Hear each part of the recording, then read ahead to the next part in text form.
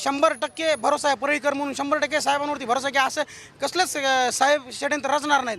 आणि तसंच आहे ना, तर साहेब काय म्हणले ब्रेन मॅपिंग करा ना, मग दोघाची करा, जरांगीची करा, साहेबाची करा, त्या आरोपाची करा. आणि त्याच्यामध्ये CID चौकशीची मागणी केली साहेबांना.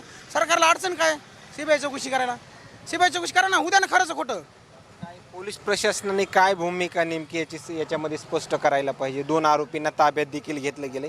जालन्याचे पोलीस अधीक्षक असतील किंवा बीडचे पोलीस अधीक्षक असतील, त्यांनी ह्या जे आरोपींनी सध्या म्हणजे हस्तगत केलेत किंवा अटक केलेत, ह्यांनी समजा ही समजा गोष्टीचा तिढा सुटण्यासाठी ह्यांनी त्या 2 आरोपीला कोर्टासमोर हजर करणे किंवा सगळ्या जनतेसमोर त्याची शहानिशा करणे की हे झालं आहे, खरंच झालं आहे का, खरंच खोटं आहे का, काय खोटं आहे. त्यासाठी ही जी CBI चौकशीची मागणी केलेली आहे साहेबांनी, ही बी तेवढीच खरी आहे. आणि ते CBIपर्यंत जायचं नसेल तर ह्या दोन्ही पोलीस अधीक्षकांनी सगळ्या पब्लिकसमोर म्हणा, तुमच्या मीडियासमोर म्हणा किंवा सगळ्या गोष्टीसमोर ह्याची शहानिशा करण्यात यावी.